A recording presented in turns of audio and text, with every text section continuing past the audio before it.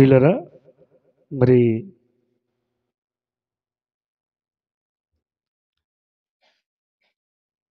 మన కుటుంబాలను, మన బిడ్డలను దినమునకు మనకి ఏమి కావాలనో అవి ఇస్తూ, వాటి ద్వారా మనలను సంతృప్తిపరుస్తూ, మన కుటుంబాలను ఆదరిస్తూ ఉన్న రక్షకుడైన యేసుక్రీస్తును వారిని బట్టి వందనాలు చెల్లిస్తూ, ప్రియులరా, దేవుడు మనలను సజీవులుగా ఆరోగ్యకరంగా ఉంచాడు. ఈ ఆరాధనలో పాల్గొన్న మీ అందరికీ సంఘపక్షముగా, కార్యవర్గ పక్షముగా, సంఘ కుటుంబ పక్షముగా మీకు హృదయపూర్వకమైన వందనాలు చెల్లిస్తూ ఉన్నాను. క్రీస్తునందు ప్రియులరా, గత వారము ధర్మశాస్త్రమును ఏమి చేయకూడదు అంటే దేవుని ఉపదేశము మరవకూడదు అనే అంశమును ధ్యానించాం.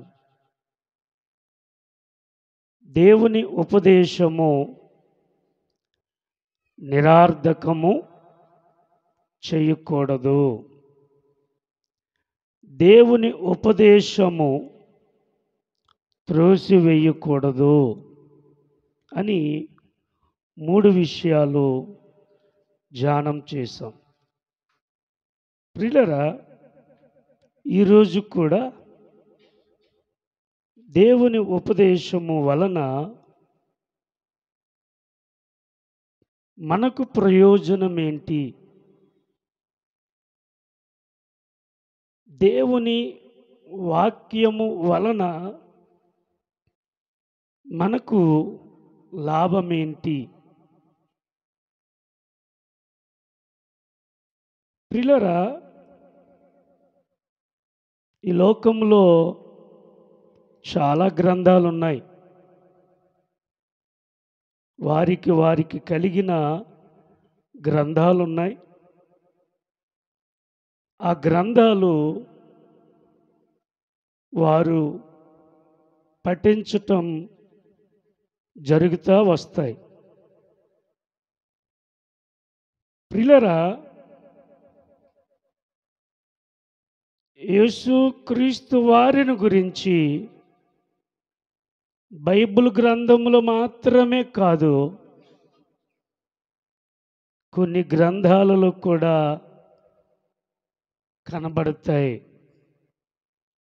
ఉపనిషత్తులలో యేసుక్రీస్తు వారిని గురించి కూడా వ్రాయబడి ఉన్నాయి.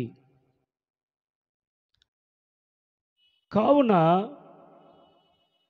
మనం గమనిస్తే ఓం శ్రీ పంచగాయ నమః అని ఉంది. అంటే అర్థం ఏంటి? దేవుడా, నా కొరకు నీవు 5 గాయాలు పొందినావు, నా బ్రతుకును రక్షించావు, నీకు వందనాలు అని అర్థం. ప్రియమైనటువంటి దేవుని బిడ్డలారా, ఓం శ్రీ కన్య నమః అని ఉంది. అంటే భగవంతుడు కన్యక గర్భములో వెలసిల్లి కుమారుడుగా పుడతాడు అని ఉంది. కాబట్టి ప్రియమైనటువంటి దేవుని బిడ్డలారా, దేవుని వాక్యము మనకు దొరుకుతున్నప్పుడు దేవుని వాక్యము మనతో మాట్లాడుతున్నప్పుడు ఆ వాక్యాన్ని మనము స్వీకరించే మనస్సు కలిగిన వారమై ఉండాలి. కాబట్టి దేవుని వాక్యము మనకు ఏమి ప్రయోజనము కలిగిస్తుందంటే చాలా ప్రయోజనాలు కలిగిస్తాయి. దేవుని వాక్యము నీ బ్రతుకును సరిచేయటానికి ఉపయోగపడుతుంది. దేవుని వాక్యము నీ యొక్క హృదయములో ఉన్న పాపమును ఒప్పింపజేసి పశ్చాత్తాపములోనికి నడిపిస్తుంది. దేవుని వాక్యము, దేవుని వాక్యము ఏం చేస్తుందంటే మానవుని నీతి మార్గములోనికి నడిపించటానికి ఉపయోగపడుతుంది. దేవుని వాక్యము నువ్వు దుఃఖములో ఉన్నప్పుడు, నువ్వు ఒంటరిగా ఉన్నప్పుడు, నువ్వు వేదన పడుతున్నప్పుడు, నువ్వు ఏడుస్తున్నప్పుడు, నువ్వు కృంగిపోతున్నప్పుడు, నువ్వు వేసారిపోతున్నప్పుడు ఆ వాక్యము నిన్ను వాదార్చి బలపరిచి నీ కన్నీరును తుడిచి ధైర్యపరుస్తుంది దేవుని వాక్యము. కాబట్టి ప్రియమైనటువంటి దేవుని బిడ్డలారా, ప్రియమైనటువంటి సంఘమా, ఈ కీర్తనాకారుడు దేవుని వాక్యము యొక్క శ్రేష్టత, దేవుని వాక్యము యొక్క శక్తి గురించి తెలియజేస్తూ ఉన్నాడు. అందుకే హైందవులో ఓం అంటారు. ఓం అంటే ఓం అంటే ఓం అంటే అర్థం ఏంటి చెప్పిరా ప్రసాద్?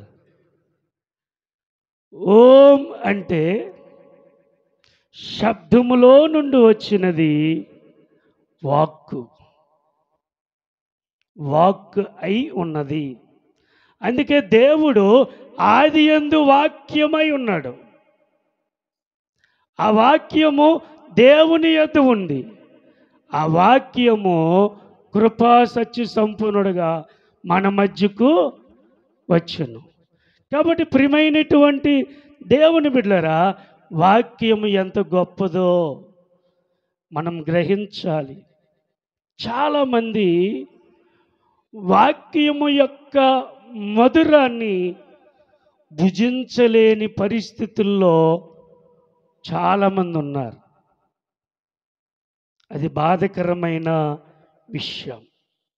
ప్రియులారా, దేవుని వాక్యము, దేవుని ఉపదేశము మనకు ఏమి అనుగ్రహిస్తుందంటే, చూడండి 119వ సంకీర్తన 77వ చరణం.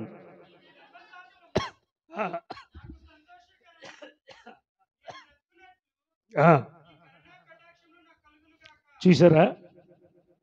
దేవుని ఉపదేశము లేక దేవుని వాక్యము లేక ధర్మశాస్త్రము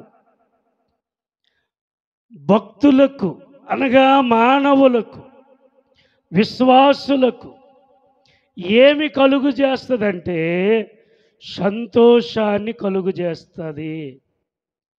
ప్రియమైనటువంటి దేవుని బిడ్డలారా, దేవుని వాక్యము, దేవుని ఉపదేశము భక్తుని యొక్క జీవితానికి సంతోషాన్ని కలిగిస్తుంది. నువ్వు వాక్యం వినలేదనుకో, వాక్యాన్ని నువ్వు ఆలకించలేదనుకో, నీ హృదయం ఎలాగుంటుందంటే ఏదో కోల్పోయినట్టుగా బరువుగా ఉంటుంది. అది నువ్వు ప్రతి వారము, అదే ప్రతి దినము నీ వాక్యము పట్ల ఆసక్తి కలిగి ఉంటే ఆ వాక్యము నీకు సంతోషాన్ని కలిగిస్తుంది. కాబట్టి ప్రియమైనటువంటి దేవుని బిడ్డలారా, భక్తుడు తన అనుభవాన్ని తెలియజేస్తూ ఉన్నాడు. అయ్యా, నీ ధర్మశాస్త్రము నాకు సంతోషకరముగా ఉన్నది.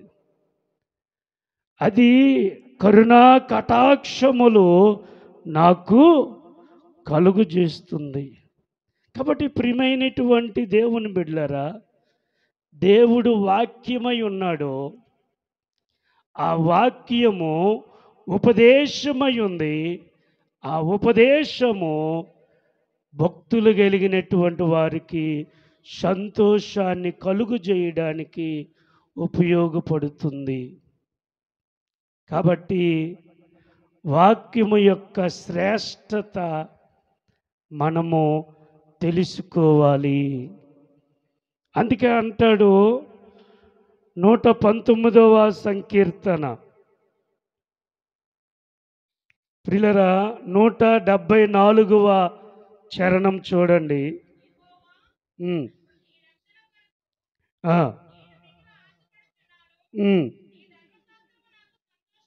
నీ ధర్మశాస్త్రము నాకు, ప్రియులారా, దేవుని వాక్యము మానవునికి రక్షణ కలుగు చేసి ఆ రక్షణ ద్వారా వాక్యము సంతోషాన్ని కలుగు చేస్తుంది.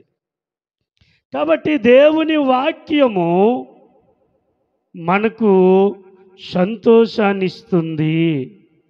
119వ సంకీర్తన 14వ చరణము చూడండి.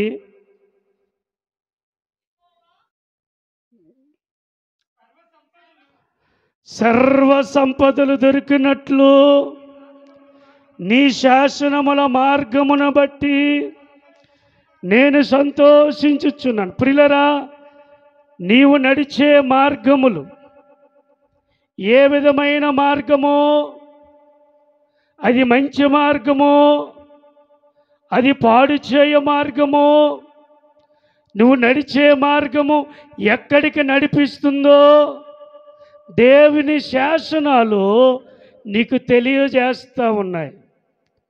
ఆ జీవ మార్గములో నుండి, ఆ సత్య మార్గములో నుండి, ఆ నీతి మార్గములో నుండి, ఆ పరిశుద్ధ మార్గములో నుండి నీవు తప్పిపోకుండా ఉండునట్లు ఆ శాసనాలు నిన్ను స్థిరపరిచి ఆ మార్గములో నడిపిస్తూ ఉన్నాయి.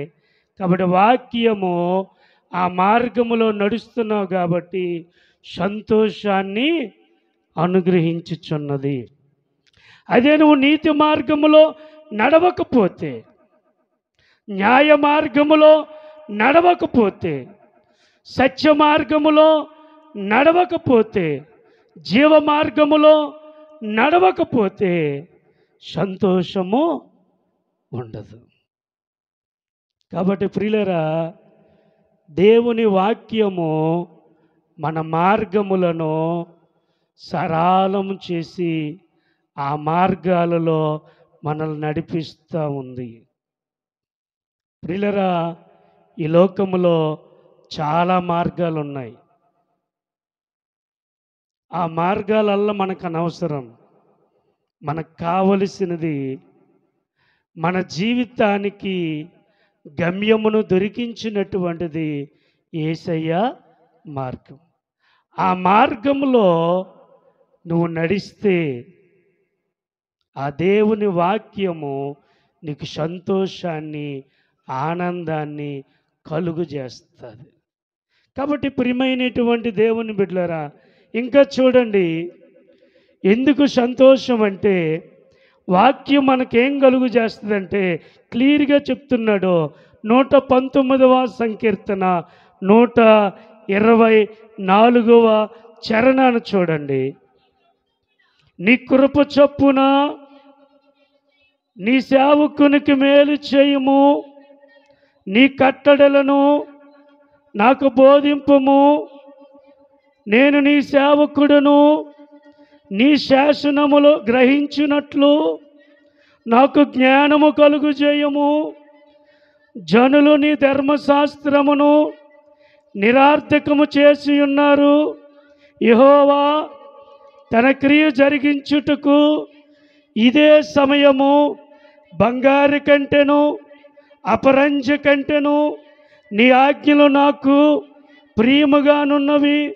నీ ఉపదేశములనియు యథార్థములని నేను వాటిని మన్నించుచున్నాను. అబద్ధముల మార్గములన్నీయు. చూసారా, ప్రియమైనటువంటి దేవుని బిడ్డలారా, ప్రియమైనటువంటి సంగమ, దేవుని వాక్యము, దేవుని లేఖనాలు ఏం చేస్తాయంటే మేలు చేస్తాయి. దేవుని వాక్యము నీకు కృపను కలుగు చేస్తాయి. దేవుని వాక్యము నీకు జ్ఞానాన్ని కలుగు చేస్తాయి. నువ్వు ఎలా నడవాలో, ఎలా మాట్లాడాలో, ఎక్కడ ఉండాలో, ఎక్కడ ఉండకూడదో, ఎక్కడికి వెళ్ళాలో, ఎక్కడికి వెళ్ళకూడదో, ఏమి చెయ్యాలో, ఏమి చేయకూడదో దేవుని వాక్యము నీకు తెలియజేస్తుంది. ప్రియమైనటువంటి దేవుని బిడ్డలారా, ప్రియమైనటువంటి సంగమ, జనులు చాలామంది వాక్యాన్ని ఏం చేస్తున్నారట? నిరర్థకము చేస్తున్నారు. చాలామంది ఈ చెవును వింటున్నారు, ఈ చెవున విడిచిపెట్టేస్తూ ఉన్నారు. చాలామంది వ్యర్థమైన ఆలోచన కలిగి భూమి మీద బ్రతకడానికి ఇష్టపడుతూ ఉన్నారు. చాలామంది తాత్కాలికమైన వాటి మీద ఆశ పెట్టుకొని అదే సంబరం అనుకొని బ్రతకడానికి ఇష్టపడుతూ ఉన్నారు. ప్రియులారా, దేవుని వాక్యము వెండి అపరంజము కంటెనో బంగారము కంటెనో గొప్పది. ప్రియులారా, దేవుని వాక్యం ఏం చేస్తుందంటే అబద్ధపు మార్గాలని అసహించుకున్నట్లు చేస్తుంది. ఈ వాక్యము అబద్ధపు మార్గాల నుండి తప్పిస్తుంది. ఈ వాక్యానికి ఎంత శక్తి ఉందో, ఎంత ప్రభావము నీ మీద చూపిస్తుందో ఆలోచన చేయాలి. అబద్ధికులంట దేవుని రాజ్యానికి చేరరు. మనకు తెలుసు కదా, అబద్ధికులు వాళ్ళు ఎక్కడ ఉంటారు? అగ్నిగుండములో పాలు పొందుదురు, అది వారికి రెండవ మరణము. అంటే అబద్ధికులందరూ రెండవ మరణానికి వెళ్తారు. ఇంకా నో ఛాన్స్. దేవుడు ఇంకా అవకాశం ఇవ్వడు వాళ్ళకి. ఏం చేస్తాడు తెలుసా? దురాత్మను అప్పగించేస్తాడు వాళ్ళకి. ఆ దురాత్మ వాళ్ళని పట్టి పిప్పి చేసి నరకానికి తీసుకెళ్తాడు. ఇంక దేవుడు ఆత్మతో ఇంకా సంబంధం ఉండదు. ఎన్నిసార్లు చెప్తాడండి, అబద్ధం ఆడద్దు, అబద్ధం ఆడద్దు, అబద్ధం ఆడద్దు అని ఎన్నిసార్లు చెప్తాడు. భార్య భర్త కాడ అబద్ధం ఆడుతుంది, భర్త భార్య దగ్గర, పిల్లలు తల్లిదండ్రుల దగ్గర అబద్ధం ఆడతారు, తల్లిదండ్రులు పిల్లల దగ్గర అబద్ధం ఆడతారు. నీ బ్రతుకంత అబద్ధాలతోనేనా? మార్పు ఉండదా? నీ నోరు అబద్ధాలు మానదా? ప్రియులారా, అబద్ధపు మార్గములో అసహ్యాన్ని పుట్టిస్తుంది దేవుని వాక్యము. కాబట్టి అబద్ధపు మార్గాలు ఈనాడు చాలా. నీ అబద్ధమే నీకు ఉరి. ఆ అబద్ధమే ఇస్కరియోతు యువతకి ఏం చేసింది? ఉరి తీసింది. కాబట్టి దేవుని వాక్యము అబద్ధపు మార్గాలకు అసహ్యాన్ని పుట్టించి వాటి వైపు వెళ్ళకుండా తిన్నని మార్గములో, పరిశుద్ధ మార్గములో నడిపిస్తుంది. కాబట్టి నా ప్రియ దేవుని బిడ్డలారా, దేవుని వాక్యము మనలను సంతోషాన్ని కలిగిస్తుంది. దేవుని వాక్యం మనకేం కలిగిస్తుందంటే సంతోషాన్ని కలిగిస్తుంది.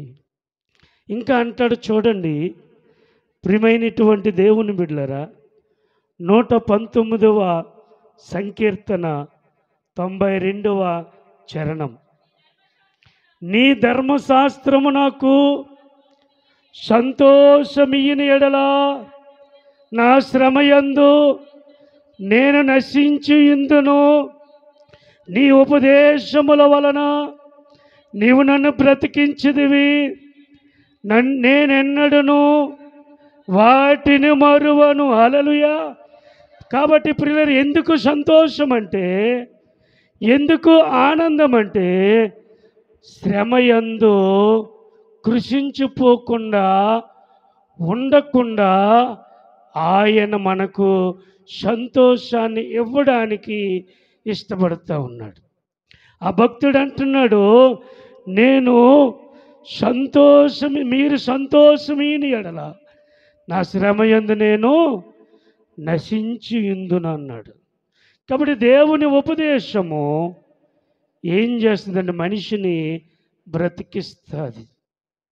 కాబట్టి ఎప్పుడైతే బ్రతికిస్తుందో ఆ మనిషికి సంతోషాన్ని కలిగిస్తుంది. నీకు డబ్బులు ఉండకపోవచ్చు గాక, నీకడ ఆస్తి పాస్తులు ఉండకపోవచ్చు గాక, నీకు ఈ లోకములో అనేకమైన వనరులు ఉండకపోవచ్చు గాక, కానీ దేవుని వాక్యము నీలో ఉంటే ఎప్పుడూ సంతోషమే. అప్పుడు మనం అది లేదు ఇది లేదు అనే మాట మన నోటంట రాదు. ఏమ్మా బాగున్నావా అంటే, ఏం బాగుండి,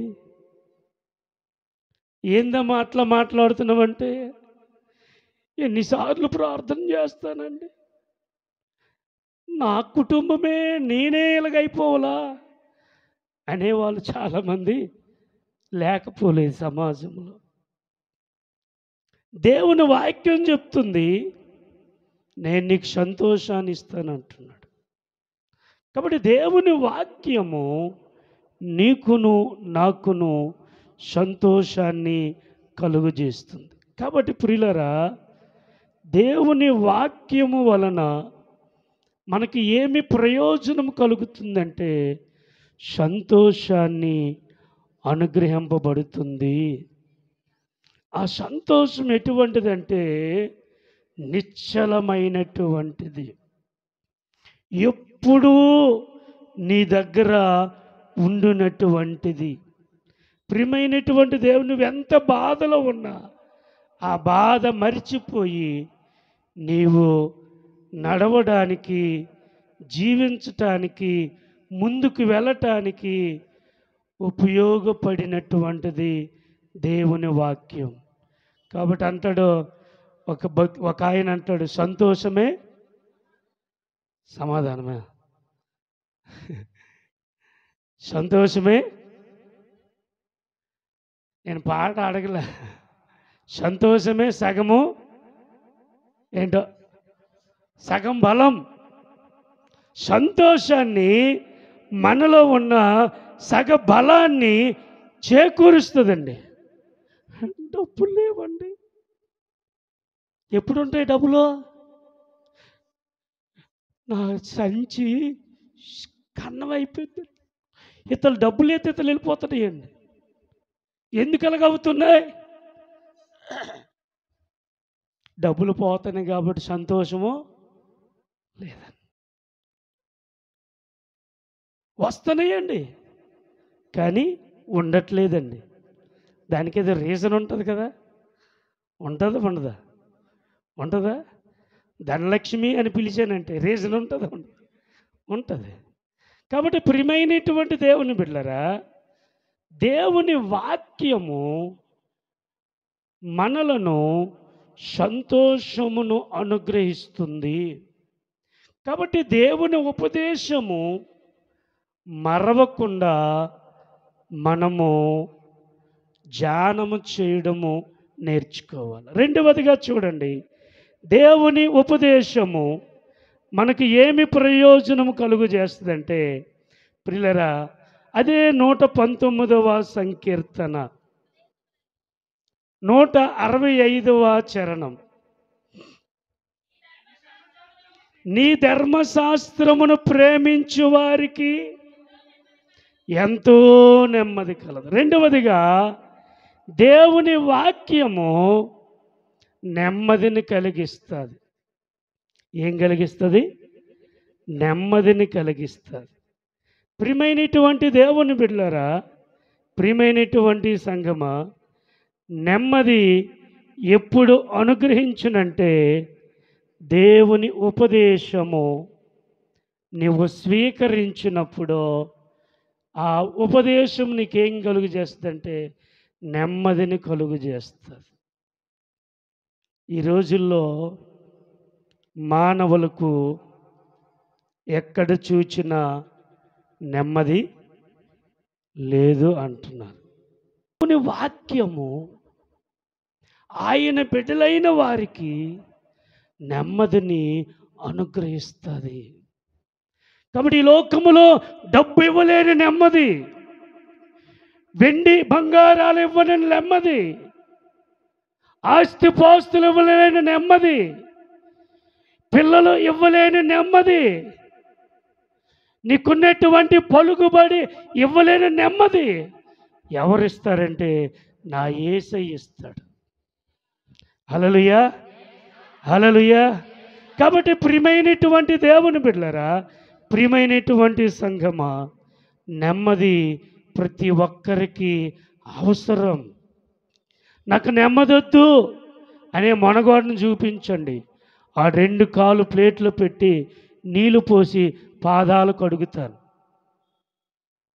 నాకు నెమ్మది అవసరం లేదు అనేవాడు ఎవడైనా భూమి మీద ఉంటే, ప్రియమైన దేవుని బిడ్డలారా, ధనవంతుడికి అవసరం, పేదోడికి అవసరం, విజ్ఞానవంతుడికి అవసరం, విజ్ఞానము లేని వాడికి అవసరం, ఉద్యోగస్తుడికి అవసరం, కూలివాడికి అవసరం, తెల్లవాడికి అవసరం, నెల్లవాడికి అవసరం, పొడవున్నవాడికి అవసరం, పుట్టోడికి అవసరం. నెమ్మది ప్రతి ఒక్కరికి కావాలి. కాబట్టి ప్రియమైనటువంటి దేవుని బిడ్డలారా, నెమ్మది ఏ విధంగా ఉంటుందంటే, కొన్నిసార్లు నీ శత్రువుల వలన నీకు నెమ్మది ఉండదు. కొన్నిసార్లు నీ శత్రువుల వలన నీకు నెమ్మది కోల్పోతావు.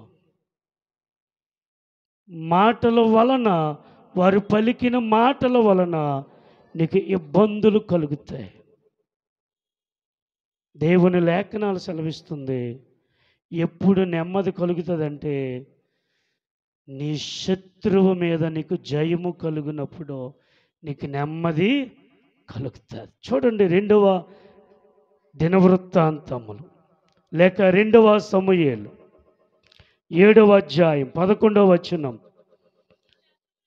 నీ శత్రువుల మీద నీకు జయమునిచ్చి నీకు నెమ్మది. చూసారా ప్రియులరా, శత్రువు మీద జయము కలుగునప్పుడు నెమ్మది కలుగుతుంది. చూడండి, 2వ దినవృత్తాంతాల గ్రంథం 20వ అధ్యాయము 30వ వచనము చూడండి. ఈ ప్రకారము అతని దేవుడు చుట్టూనున్న వారిని జయించి అతనికి హల్లెలూయా ఏమనుగ్రహించాడు?